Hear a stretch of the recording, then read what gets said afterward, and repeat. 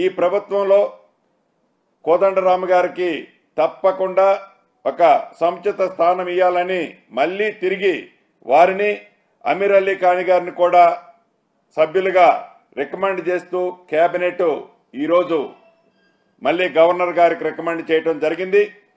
ఇంకొక ఇంపార్టెంట్ విషయం ఏదంటే ఆనాటి ప్రభుత్వం రైతుల పక్షపాతమేమో రైతులని అన్ని రంగాల్లో ఆదుకుంటామని చెప్పిన ఆనాటి ప్రభుత్వం నిజాం షుగర్స్ని ఏ రకంగా విస్మరించిందో మనకు తెలియంది కాదు. ఈ ప్రభుత్వం వచ్చిన తర్వాత ఈ నిజాం షుగర్స్ని రివైవ్ చేయడానికి పెద్దలు శ్రీధరబాబు గారు చైర్మన్గా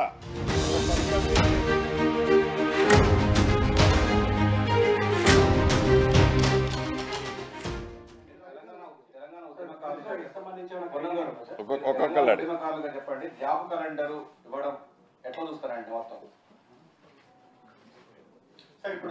ప్రభాకర్ నిన్నే అడుగుతాను, ఉద్యమకారుడు. ప్రభుత్వాలు జాబ్ క్యాలెండర్ ఇవ్వకపోవడం వల్ల చాలా మంది నిరుద్యోగులు చాలా తీవ్ర ఇబ్బంది పడ్డారు. అదేవిధంగా వారికి నిరుద్యోగ వృత్తి తెలంగాణ ఉద్యమమే నీళ్లు నిధులు నియామకాలకు సంబంధించి ఇవాళ మా ప్రభుత్వం ఒక గొప్ప నిర్ణయం శాసనసభల, మీరు దయచేసి శాసనసభల ఒక యంగ్ ఇండియా స్కిల్ డెవలప్మెంట్ యూనివర్సిటీని కూడా ఇప్పుడే ఫౌండేషన్ వేయడానికి గౌరవ ముఖ్యమంత్రి గారు వేరు, అది ఒకటి ఫౌండేషన్ వేసినారు.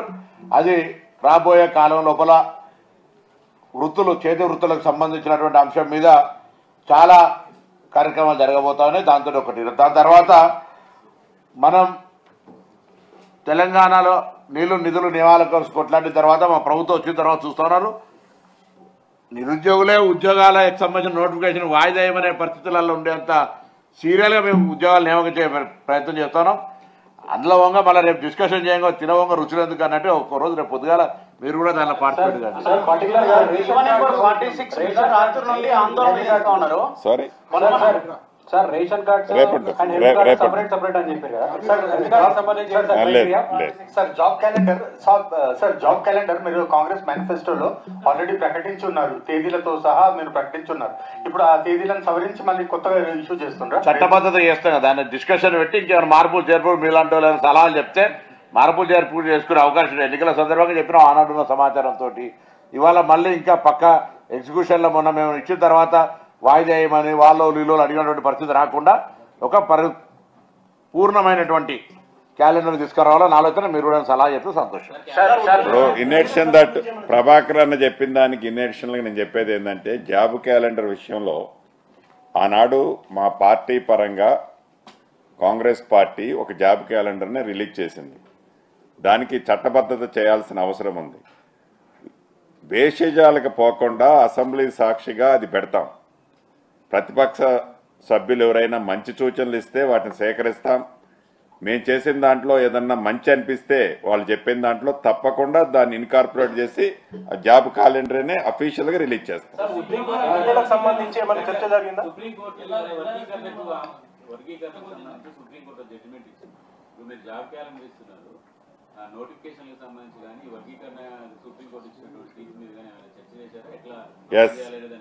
ఈ ప్రభుత్వం అసెంబ్లీ సాక్షినే గౌరవ ముఖ్యమంత్రి గారు చాలా స్పష్టంగా చెప్పారు.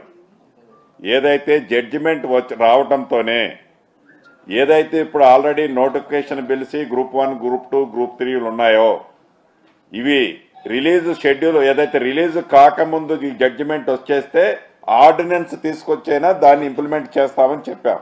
అంటే ఈ ప్రభుత్వం యొక్క చిత్తశుద్ధి మాటలతో కాకుండా చేతలతో ఎలా ఉందనేది అది వచ్చిన కపుల్ ఆఫ్ మినిట్స్ లోనే గౌరవ ముఖ్యమంత్రి గారు నాకు తెలిసి ఈ రాష్ట్రంలో గాని ఈ దేశంలో గాని ఎవరు అంత స్పష్టంగా మాట్లాడి ఉండరు. గౌరవ ముఖ్యమంత్రి గారికి ఈ ప్రభుత్వానికి అంత క్లారిటీ ఉంది. గురించి కంటిన్యూ అవుతాయా, రిజర్వేషన్లు మార్చుతారా, ఎప్పటిలోగా పంచాయతీరాజ్ ఎన్నికలు ఉండబోతున్నాయి? డెఫినెట్ గా ఏదైతే ఆల్రెడీ మొన్న కేబినెట్ లో మంత్రులు కొంతమంది ముఖ్యమంత్రి గారితో కూర్చొని చర్చించాం. బీసీ కులగణన ఏదైతే ఉందో దాన్ని చేసే దాంట్లో ఆల్రెడీ ఓటర్ లిస్టు రిలీజ్ ఇంకా 1-2 డేస్ లో అవుతుందని అనుకుంటున్నా. అది అవడంతో దాన్ని చేసి దాని పద్ధతి ప్రకారం చేయడం జరుగుతుంది. ఓటర్ లిస్ట్ అనేది ఇప్పటి వరకు కేంద్ర ఎన్నికల సంఘం ఇవ్వలే. రాష్ట్ర ఎన్నికల సంఘం ద్వారా పంచాయతీరాజ్ శాఖకు రావాలి. దాని తర్వాత దాని వికేంద్రీకరణ జరగాలి. కులగణన చేసి ఎన్నికలు నిర్వహించడానికి ప్రభుత్వం ఎప్పుడు సిద్ధంగా ఉంది. రిజర్వేషన్లకు సంబంధించి కూడా ఎక్కడ కూడా ఎవరికి ఏ వర్గానికి అన్యాయం జరగకుండా అందరూ కూడా దానికి పాజిటివ్ గా డిస్కషన్ చేశారు. తర్వాత ఉద్యోగాలకు సంబంధించి ఒక విషయం 317 సంబంధించి 317 సంబంధించి సబ్ కమిటీ మెంబర్ గా మేము అనేక సందర్భాల్లో సమావేశాలు కూర్చున్నాం. దయచేసి ఎవరైనా ఏదైనా ప్రొవోకేషన్ చేసినా 46 జీవో కావచ్చు, 2008 డిఎస్సి కావచ్చు, ఇంకా మళ్ళీ 1998 జీవోకి సంబంధించిన డిఎస్సి అన్ని రకాలు ఉన్నాయి. 46 అనేక రకాల అంశాలకు సంబంధించి పరిష్కార మార్గం చూపెట్టే విధంగా గౌరవ దామోదర్ రాజనరసింహ గారు చైర్మన్ గా, శ్రీధర్ బాబు గారు నేను మెంబర్లుగా అన్ని డిపార్ట్మెంట్ సెక్రటరీలతోటి పలు దఫాలు చర్చ జరిగినది. దీని మీద ఎవరు ఆందోళన పడాల్సి దాన్ని పరిష్కారం చేస్తాం. పరిష్కారం మా ప్రభుత్వం గతంలో ఎన్నికల సందర్భంగా ఇచ్చిన హామీ ప్రకారంగా బరాబర్ రిజాల్వ్ చేస్తారు. అంటే క్రైటీరియా సార్ హెల్త్ కార్డ్ సంబంధించి సెపరేట్. ఫస్ట్ ఇప్పుడు కేబినెట్ సబ్ కమిటీ అదే ఫైనల్ చేయబోతుంది. విధి విధానాలు ఫైనల్ చేస్తే మిగతాది ఇంప్లిమెంటేషన్ అనేది వెరీ ఈజీ. విధి విధానాలు ఫైనల్ చేయడానికి కేబినెట్ సబ్ కమిటీ. ఎల్ఆర్ఎస్ కూడా ఈ ప్రభుత్వం చిత్తశుద్ధితో వీలైనంత తొందరలో వాటిని కూడా పూర్తి చేయాలని, ఎందుకంటే ఎప్పుడో లాంగ్ పెండింగ్ ఇష్యూ అది. వాటిని పూర్తి చేసే కార్యక్రమాన్ని ఆల్రెడీ చేపట్టాం. డెఫినెట్ గా కంప్లీట్ చేస్తాం. పంచాయత్ ఎలక్షన్ లో బీసీ రిజర్వేషన్ గత ప్రభుత్వం తగ్గించింది, దాన్ని సమీక్షిస్తారా? అదే చర్చనే లేదంటే ఇప్పుడు చెప్పింది వెళ్ళాను ఇంకానూ. ఓకేనా? అలా థ్యాంక్ యూ.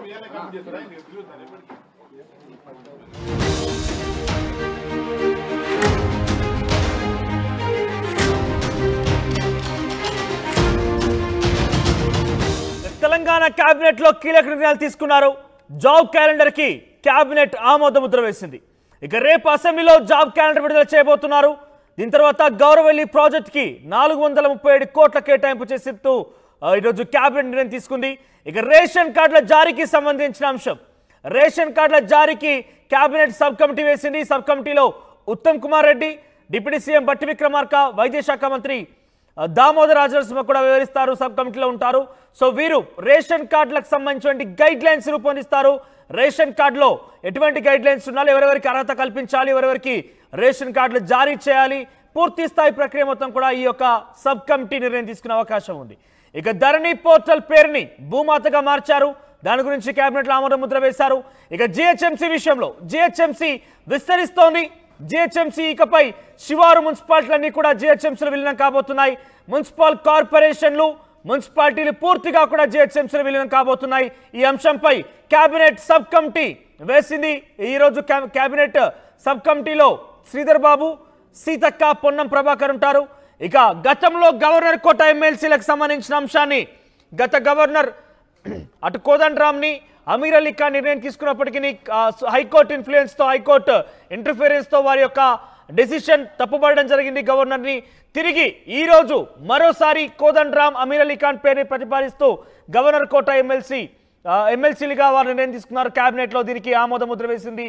ఇక రాజీవ్ రతన్ కుమారుడికి మున్సిపల్ కమిషనర్గా ఉద్యోగం, దానికి సంబంధించిన అంశం కూడా ఇందులో పొందుపరచడం జరిగింది. మొత్తం మీద చాలా కీలకమైన అంశాలని చెప్పొచ్చు. రేషన్ కార్డ్, ధరణి, జిహెచ్ఎంసీలో మున్సిపల్ కార్పొరేషన్ల విలీనం సంబంధించిన అంశం, ఆ తర్వాత ఇటు పూర్తి స్థాయిలో ధరణికి సంబంధించి, ఎల్ఆర్ఎస్ సంబంధించి రకరకాలుగా, అంటే ఓవరాల్గా 5 కీలక అంశాలని చెప్పుకోవచ్చు. ఒకటి ఎమ్మెల్సీల ప్రతిపాదన, కోదండరామ్, అమీర్ అలీ ఖాన్ తిరిగి గవర్నర్ కోట ఎమ్మెల్సీలుగా ప్రతిపాదిస్తూ కేబినెట్ ఆమోద ముద్ర వేసింది. ధరణి పోర్టల్ పేరుని భూమాతగా మారుస్తూ ఆమోద ముద్ర వేసింది.